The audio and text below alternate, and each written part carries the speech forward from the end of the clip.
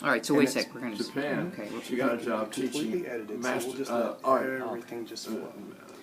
So, We're starting. yeah, and so, Mr. Dorn, for the purposes just to begin, just tell us your name and tell us your age.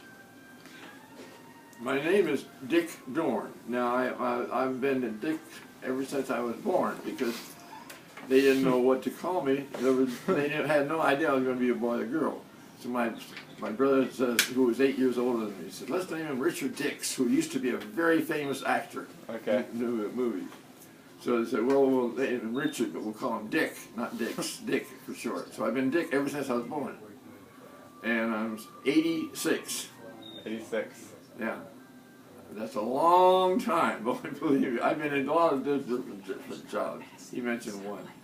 But I've been mostly, always dealing with customers. And then some of the jobs I've had, I've been either manager or, and you know, in charge because I've had so much experience managing. So your brother gave you your name? Yeah, he was 8 years old.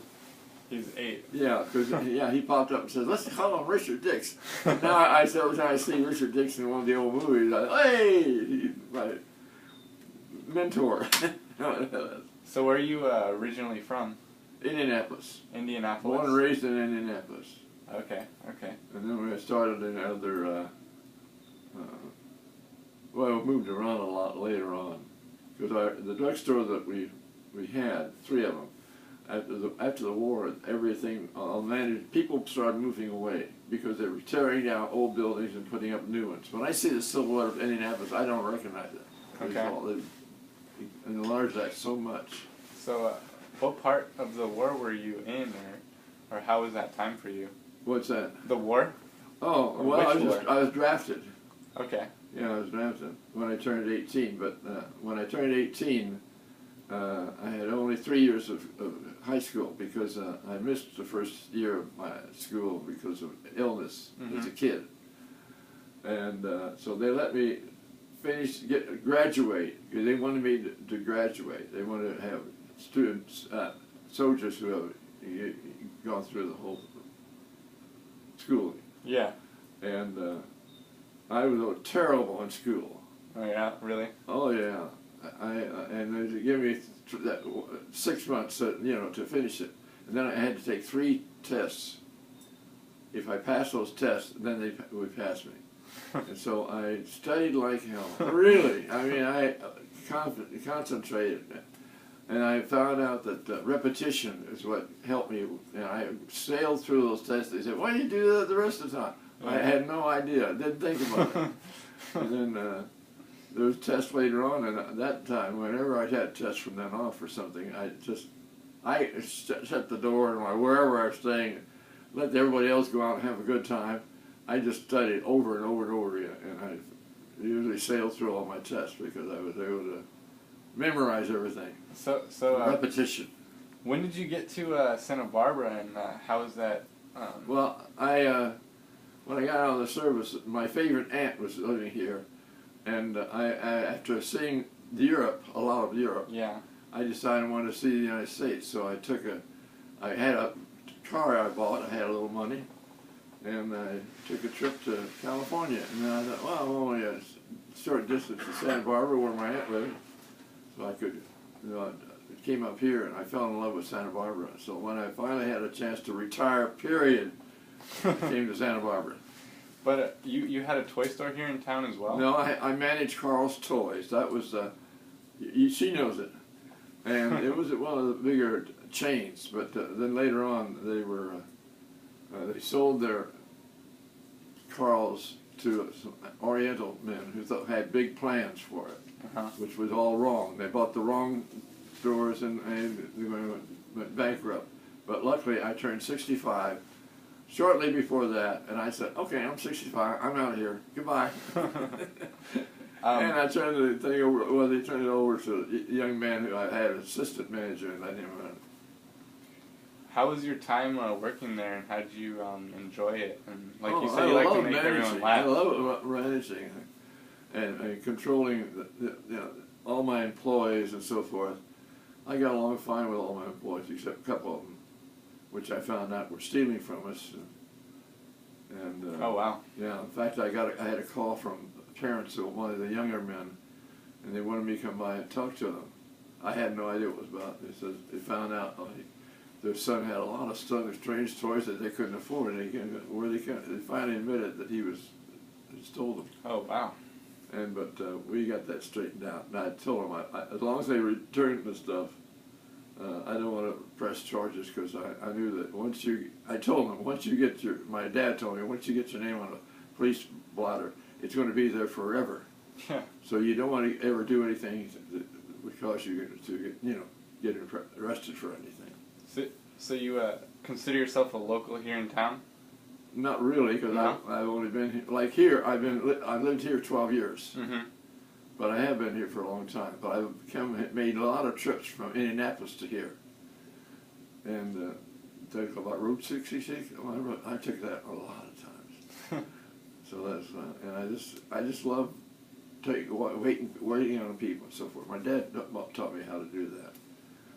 Just you can size up a person as soon as they walk up with their stuff. They want to, whether to kid them or be nice to them, or just be very, very plain. Some people are so serious, that's all they know. So you said you talk about your dad a lot. So how important is family to you growing up and throughout your whole life? Oh, well, my sister was 4 years older than me. She practically adopted me, and she taught me took me under her wing and taught me everything. My mother was a good mother. Okay. But my sister was more worldly, you might say, and she taught me about how to treat people. I still walk on the outside of the ladies on the street. All the little things that she taught you that used to be normal.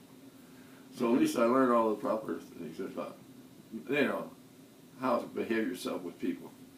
But then my dad had taught me how to size up people and be nice to them. So, and I managed. I had my own toy store, not toys, a gift store, when our stores closed up because all of our customers were moving away. So we had to close our stores. But I made a mistake. I opened my gift store when there was only 2 or 3 people in the brand new shopping mall. And so we didn't have enough, very many customers. So the store only lasted a year. But I worked there from 10 o'clock in the morning until 6 o'clock at night, running the store, 7 days a week. And there was a man that ran a restaurant next door, and I guess he was very impressed with that. And so when I left the store, he offered me a couple of jobs. One of them was being a manager of one of the Arby's restaurants in Indianapolis. Yeah. Well, it hadn't even been built yet, but they had about 3 or 4 Arby's that just opened, and they were having all kinds of troubles. And I had just finished manager school, and I finished second in that there. And so I went and got showed them how to do everything. and boy, the managers and the owners were just so happy with that. Anyway, finally we got the one I was going to built. And I was there for quite a long while, but I was going through a divorce then, and my ex-wife was bothering the heck out of me. And so I finally decided to leave that and come here to California. You said Indianapolis changed a lot. How have you seen... The silhouette, what do you call that? Skyline. Huh? Skyline. Skyline? Yeah. When I see it on television, because I always watch the Indianapolis 500 all the time. I mean, I'm a big fan of racing. Uh-huh. And whatever. I'm sorry. I interrupted you. I shouldn't do that. How have you seen Santa Barbara change over the years, if any, like you've seen Indianapolis change? It sort of it blends in with your life. I mean, these were made one way while I was here. The streets, there's things like that happen, and they come up with new rules for this, for parking, speed limits, all kinds of things. Yeah, that's fun. But I still love it. I do too. That's why I'm here. Yeah. Love this town. So what do you remember most about growing up, or the good times of I growing up? didn't join up. I was drafted. Or growing up? I was. You talk about the Army? No, just growing up. Oh. Just childhood and things that you remember far back. Just all the buddies I used to have. That's all. You know.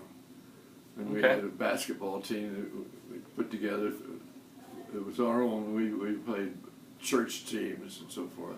I was a terrible basketball player. I did some rebounds, but I was too clumsy, very awkward. So. Well, you're very tall. Yeah, well, I was taller. I'm shorter now. I've lost about 4 inches, 4 or 5 inches, and about 40 pounds since I've been here. Okay. What would you say would be the best time of your life? Just the absolute best time. Well, when my girls were young, Mm-hmm. I taught them Christmas. They never forgot Christmas. Yeah. I always made a big deal out of it. You know, we did the old-fashioned way. We have a lot of toys under the tree wrapped, but they couldn't play with them until Christmas morning. You know, that kind of thing. And I don't know. They were just so wonderful. Now my youngest daughter is closer to me than my older daughter. Uh-huh. My youngest daughter just turned 53, and she she went to City College 4 years, like I said before. Yeah. And she still calls me Daddy. Now the other daughter, who was 2 years older, almost 2 years older, she thought that was too young for an adult. Yeah. So she calls me Dad. Well, the last time they were here, both of them, she made a mistake and called me Daddy when she was. Oh, she was so embarrassed. She didn't want to do that. That's great. Your kids are. She's now in California, but she lives in Hawaii. She has a real nice apartment there, but she's working part-time teaching this animation for the summer thing. Advanced animation, they call it. And she talked to me a couple of days ago. Oh, yeah, Wednesday. That was her birthday, so I called her on her birthday. She's still living here, but she's just for the summer teaching people. What she liked, some of her former students that she was teaching in Hawaii, was so impressed with her and the school that she went to, this California Institute of the Arts, sponsored by Disney, that she stayed with. They offered a summer job, so she's going back sometime after July. You can see her go. That's so great that your kids are the brightest part of your life. Yeah. Oh yeah. My brother and I, although he's 8 years old, we were not close at all when I was growing up. Yeah. But then when I got to be an adult, and he noticed how hard I work. Uh-huh. So we got very close, and so the last few years, his illness kept him from working. He was a pharmacist, and what was I going to say? I don't know. So he was a pharmacist, and you... Yeah, he was a pharmacist, like his dad. So your father was a pharmacist, okay. Yeah. That's a good job, but I just thought I didn't want to be a pharmacist, and I wasn't sure if I could make it since I had such a hard time in college.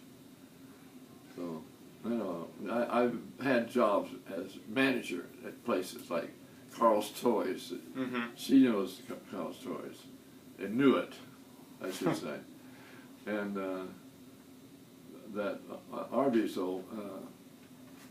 I had an offer from one of the owners of one of the Arby's from 3 or 4 other stores that he's going to open up one in Penn State, where Penn State University is, City College. And so I had a job taking that over and making it a big success of it, really. I'm not exaggerating. And that was a big mistake, because after a few years, he asked me to retire, and we found out why. He wanted to put his son and son-in-law into running the restaurant, because I had the most the most, what am I trying to think of, successful store of all the artists that this one man had interest in it. And so that was good. And then when I got here, I needed a job. I got a job as assistant manager at Carl's for 1 year. And then the manager, who was kind of a goof-off, and he left, and they put me in as manager, and I made a big success out of Carl's Toys. So it sounds like you've worked They a lot. said we would never make $1 million worth of business. I did it 3 years in a row. I used to love to go in the store when we get the store all cleaned up and everything. The mothers would be sitting on the floor playing with the toys with their child. I had one lady come in, and I couldn't understand. She looked so familiar. She didn't have any makeup on. Her hair was just normal. And finally, it took me a while to find, what's her name? I'll think of it a little bit. But she was a very famous actress, because there were a lot of them that lived in, Hope Ranch and Montecito and so forth. Mm-hmm. And she would come in and buy toys, and she asked for me sometimes, because I would suggest and work with her. I like that. But John Travolta would come in a lot, but mostly at night after I left. But they said he'd come in and he'd walk up to the customers and employees and shake hands with them, and that didn't hurt at all. We had a lot of people. When I said the Indianapolis 500, I used to go out there when I lived in Indianapolis, and Tony Holman was the owner of the rack. He opened it up after World War II, and multi-millionaire. And I always heard that he was there, and once in a while I'd see a little bit of him from a distance, but I never got a chance to get close to him. But the last, there was some people from Santa Barbara were on a Indianapolis American tour, driving their sports cars around. And they came to me and they wanted to go see the 500, so we went to see it. And that night we were at the drugstore, and I was showing where I work. And they said that there's a man over here who wants a chocolate soda, but nobody, none of the regular employees were there, and they didn't know how to make one. So I made one, I set it down, and there's Tony Holman sitting right in front of me. Man, I've always wanted to meet, and so I went over and told them about who it was. And so we started talking about it, because I knew that he was always interested in people who came from other states to see the Indianapolis 500. And so we started talking about it, and about their travels, and if they enjoyed the race, the biggest thrill. Well, they said almost the same biggest, but the biggest thrill to them was seeing Washington D.C. and all the sights. But anyway, he started talking to us, and that was great. I would never thought that I would meet somebody famous over a chocolate soda. So you've always been a big fan of racing? Oh yeah. Like race cars? Well, see, when I got out of the service, I was 20, but you had to be 21 to get a pit pass. But the policemen used to come in our store a lot, and so they would loan one of their badges to me. So I could just walk right in there, walk through the garages where they were. In those days, you couldn't do that. The women were not allowed in there and all kinds of stuff like that. But it was fun to walk right by these famous race drivers and so forth. It was neat. I enjoyed it. And now I'm a big fan of NASCAR. Yeah. So you've done a lot of sales in your life, and you've been really successful in that field. What type of advice could you maybe give to people of the future and those that are going into those types of fields, and how to be successful and really enjoy their time? Because you worked a lot and really hard, but you really enjoyed it, didn't you? Yeah, oh yeah. That was because I grew up, with my dad who ran the drugstore, and he did it in such a easygoing way that you hardly knew he was doing it. But yeah.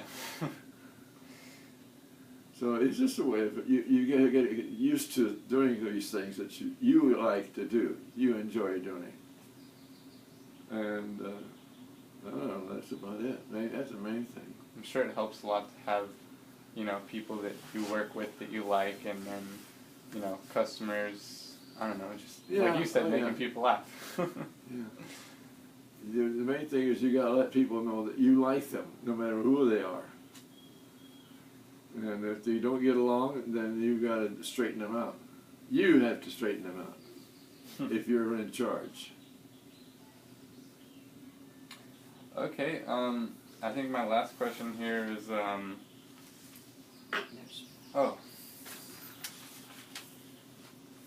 why do you think sense of humor is so important, or to you? What? Sense of humor being important. I didn't understand what you're saying. Why is a sense of humor so important? Oh, to sense you? of humor. Yeah. I don't know. I just get a kick out of making people laugh. That's great. That's great. What do you remember about your time in the Army? What? What do you remember of your time in the Army? Well, mostly Lily, my girlfriend in Austria. And I don't know. Ask what she was like. Was that? Ask what she was like. Oh, what was she like? Well, more like what Austrian girls are like, which are a lot different than here. They're freer, you might say, and because to them, it's a normal. Sex is a normal thing for them, and more so than the girls are here, and which is kind of fun for us, but. It's hard to get back to you being around the people here in this country, because they're different. They look at different things differently. But, you gotta be no matter who they are, you gotta be nice to them. Yeah. And treat them with respect. Oh yeah. How would you describe yourself as a person?